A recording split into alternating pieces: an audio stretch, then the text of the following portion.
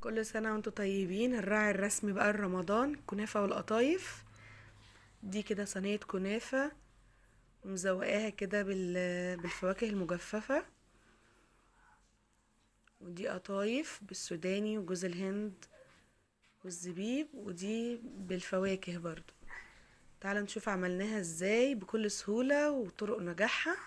اول حاجة خالص واهم حاجة الشربات لازم يبقى مظبوط عشان يطلع الحاجة مظبوطة ومقرمشة. 3 كوبايات سكر وكوبايتين مية وعصرة ليمونة كبيرة. اي حجم ليمونة، اي ليمونة عندك اعصريها وحطي القشر بتاعها في الشربات. كل ده قبل ما يترفع على النار علشان يدينا بقى ايه التست العالي اللي احنا بقى بنحبه ويبقى مقرمش وكده، ومعلقة عسل نحل. وندوب كل ده كده، ما ندوبوش، ننزل بس معلقة العسل ونرفعه على النار. اول ما يبتدي يغلي نبتدي ان احنا نقلبه، يعني احنا رفعناه على النار من غير تقليب. بس كده. لو عمل اي ريم كده يتشال طبعا. ودي القطايف كنت جايباها قبلها بيوم فتفتح شوية منهم، بس برضو كانت جميلة قوي.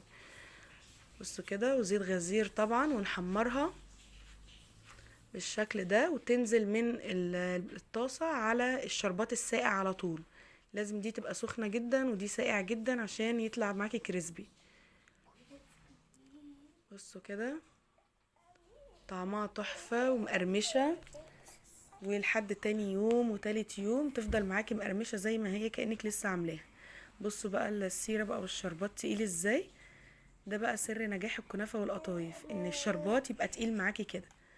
كده القطايف اللي بالفواكه ده بيبقى عند اي حد بتاع مستحضرات حلويات. كنافة بقى بفرزها وبعد كده بطلعها من الفريزر، هقطعها بالشكل ده بالسكينة وافرفتها خالص علشان يعني تطلع معاكي ايه، مش قطع قطع كده او مكلكعه معاكي، لا تطلع معاكي. بعد ما قطعت الكنافه بالشكل ده هنزل عليها بشويه سكر وكوبايه من السمنه السايحه، وحطيت كمان شويه زيت. الزيت ده بيديها لمعه وبيديها قرمشه جميله قوي. ونزلت بكوبايه السمنه بعد ما سيحتها، وهدخل بقى كله في بعضه. حطيت كمان الزبيب وجوز الهند والسوداني عليها وقلبتها، وبعد كده دخلتها الفرن على درجة حرارة 200. وأول ما طلعت نزلت بالشربات التقيل الساقع بالشكل ده، وبعد كده هقلبها تبقى جاهزة معايا. مفيش أسهل من كده. أهم حاجة الشربات.